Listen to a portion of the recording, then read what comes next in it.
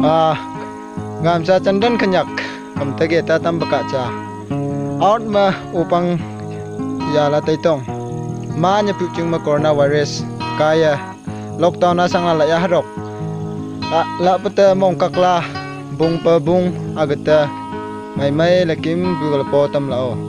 kambos vai elwasa one om konyak. Thank you.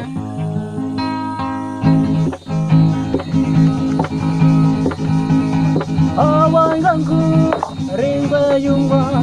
kanyau nyusha mui haman ba nada manbo gomong mai pe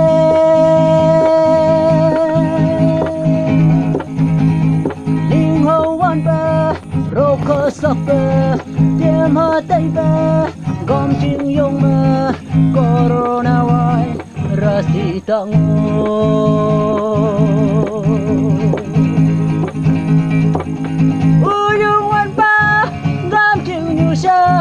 mama luma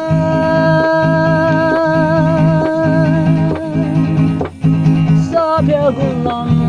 laya buba dalaya kaya kimai wana lam nyeraba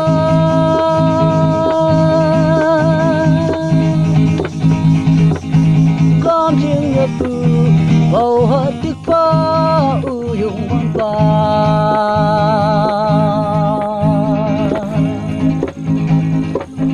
apu anju jenak lai pa tamarok như ui no sama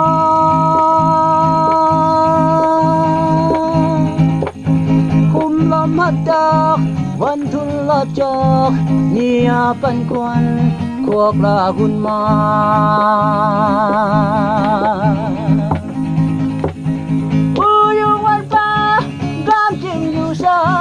mama luma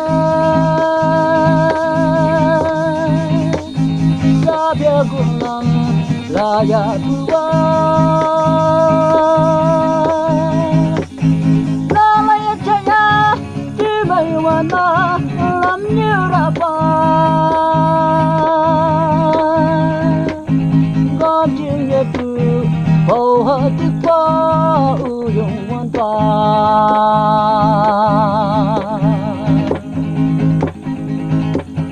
China pakak get bekaye jing yunok sha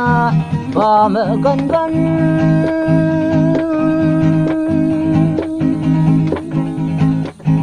kalap tikam wan sa sabon kum ha hing pong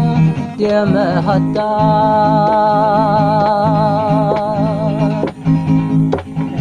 uyung wan pa gan jing yusa mama long me sabia guna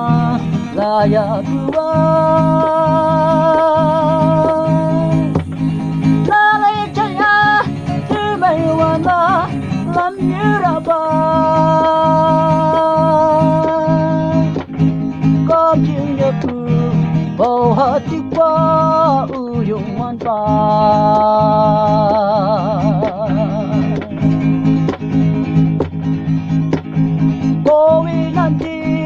ai peman sang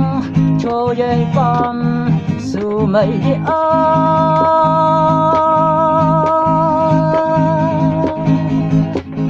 hak pa lung pa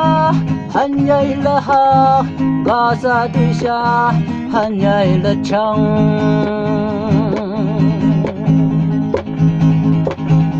uyung wan pa gam jing nyu sa mama lung me sabia gulam laya tua lalaya jaya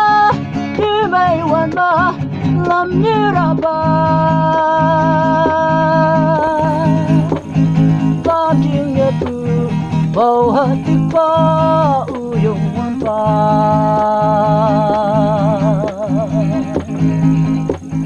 kam jing yetu demi koba uyung wan pa